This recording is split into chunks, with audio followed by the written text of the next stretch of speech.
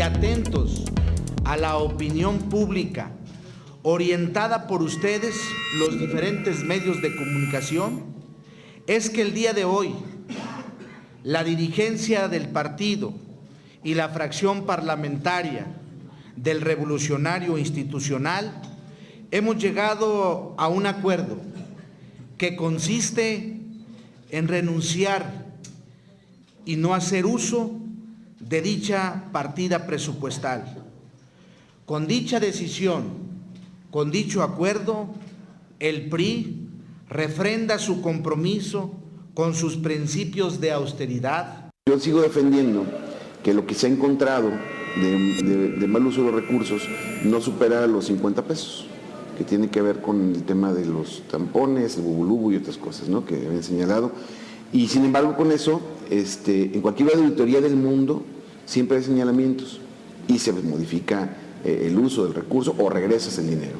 Yo no creo que exista un señalamiento fuerte en contra de ningún diputado de que esté haciendo mal uso de los recursos. Sin embargo, con la intención de derogar un reglamento o de no transparentar los recursos, al PRD no le parece, y a mí en lo personal como coordinador, no me parece adecuado que sigamos utilizando una partida en la que la mayoría no nos hemos podido poner de acuerdo para utilizarlos de la mejor manera. Ahí está lo que decía el PRD el día de hoy, que anunció de esta manera a través de su coordinador Enrique Velázquez, que por cierto era el único de los 2 diputados que integran la fracción que cobraba estos recursos de la Casa de Enlace, que renuncia al PRD.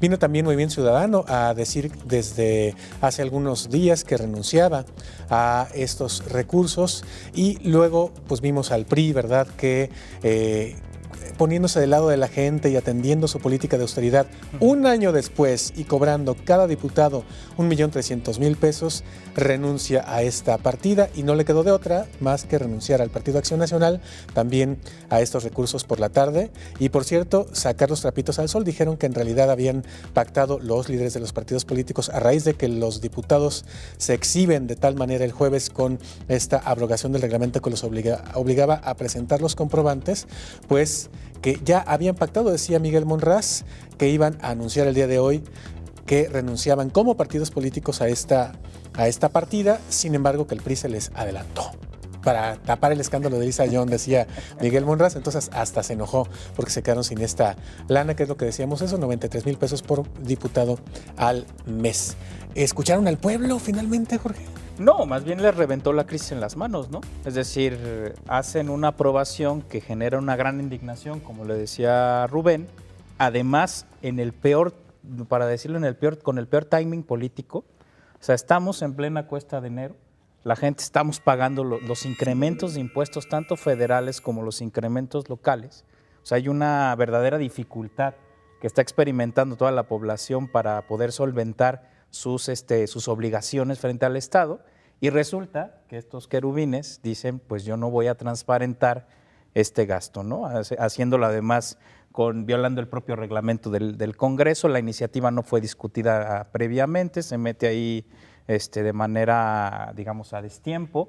Entonces, obviamente el asunto le revientan las manos, ¿no? Fue el peor momento para tomar una decisión de ese tipo, que obviamente es inadecuada desde cualquier punto de vista, pero además ellos mismos se ponen la soga al cuello, y por supuesto que al ver el costo político que empiezan a pagar con la ciudadanía, y además sabiendo que en octubre de este año ya tenemos el inicio del proceso electoral y que probablemente por cómo se están moviendo los tiempos políticos, ya a medio año ya estemos hablando de candidaturas, de gente que quiera lanzarse, pues obviamente era un harakiri político el no haber tomado una acción de este tipo, que evidentemente no tiene que ver con escuchar al pueblo en el sentido positivo, es simplemente intentar dar marcha atrás al costo político tan alto que están pagando.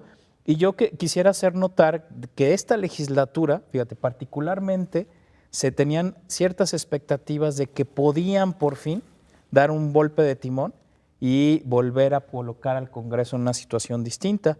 Incluso esta legislatura fue la que empezó a hablar de la reingeniería institucional. Y ve dónde acabaron. Empezaron hablando de reingenierías, que tenía que ver con un montón de cosas, incluyendo el quitar comisiones, etcétera, etcétera, y terminaron desaprobando un reglamento que ellos mismos habían hecho para transparentar sus gastos y rendir cuentas. Es decir, Lo que estamos hablando es de una legislatura que ya perdimos, que ya se nos fue. Este Congreso que se supone iba a rescatar toda esta crisis que venía sufriendo el Congreso de Jalisco desde hace ya varias legislaturas, pues se quedó en el olvido, ¿no? A ver ahora cómo se recompone. Ahora, a mí lo que me parece más importante son estos anuncios últimos que se están dando de una recomposición en las bancadas a propósito de este escándalo, ¿no? Donde, bueno, el PRI mantiene obviamente sus diputados, parece que vamos a tener un MC empanizado,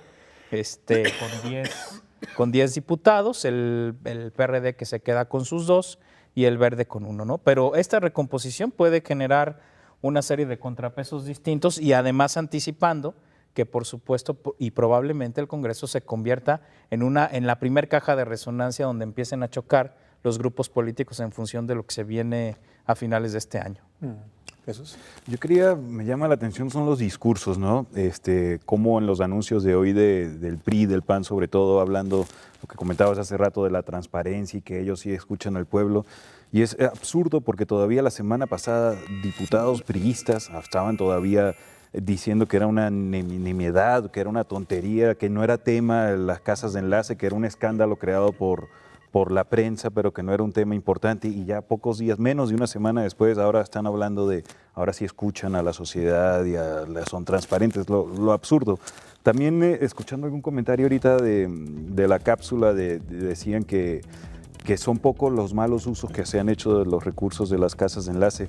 Más allá de que sea malo o bueno el uso, es por qué tiene que existir esa partida. Esa es la gran pregunta. Si se trata de diputados que están ganando más de 100,000 pesos al mes, que además tienen una serie de prestaciones, aunque al principio de la legislatura se quitaron gastos de gasolina y de viáticos, todavía tienen fuertes prestaciones, tienen todavía una partida, por ejemplo, para hacer contrataciones de personal, como por casi 100,000 pesos, algo que, por cierto, al parecer estaban para eso también utilizando la partida de casas de enlace en algunos casos para pagar gastos, servicios personales, contratar personas discrecionalmente, digamos. Pero ¿por qué tiene que existir esa partida? ¿Por qué si son personas que están ganando casi que 200,000 pesos al mes, por qué no tienen recursos suficientes para ellos tener una oficina donde tengan contacto con los ciudadanos, que se supone que es la casa de enlace? Fíjate que hablando de eso, Jesús... Perdón. Y ahora hay que ver también qué va a suceder. Estos fueron los anuncios de que renuncian al recurso de la casa de enlace, pero tienen que modificar la ley de presupuesto también para ver si se reorienta o desaparece, ¿no? La partida no ha sido eliminada, no está desaparecida, y ninguno de los diputados que el día de hoy, o de los líderes de los partidos que el día de hoy hicieron estos anuncios, dejaron en claro qué se va a hacer con esa lana, ¿no? Porque la lana ahí está. Es que el tema de la casa de enlace, es que el debate es la casa de enlace como tal. Es decir, la casa se supone que es para que los ciudadanos puedan tener contacto con sus diputados, porque en cuestiones de representación, los diputados, digamos, tienen o representan territorialmente a los ciudadanos. Ese es el tema. El problema es que no se justifican las casas de enlace por ninguna manera. Primero, todos los distritos metropolitanos no justifican una casa de enlace. Porque claro que un ciudadano que vive en la zona metropolitana de Guadalajara, si quiere ir con un diputado, puede ir perfectamente al Congreso si es que no tiene otras vías. Con todo el tema de redes sociales, por supuesto que es otra razón por la cual no justificas, ¿no? Y quizás solo en algunos distritos foráneos podríamos justificarla con con algunos reglamentos muy claros. Pero el tema es ese, o sea, la casa de enlace como tal no es una partida que se justifica ni se sostiene de ninguna manera en este momento. Entonces tampoco saben qué hacer con ese dinero. Habrá que ver, la propuesta de Miguel Castro y de Celia Fausto de que eso se vaya a pagar a las deudas y las posibles gratificaciones por renuncias, me parece que es positivo, pero tienen que discutir el tema para ver si eso se quita, ¿no?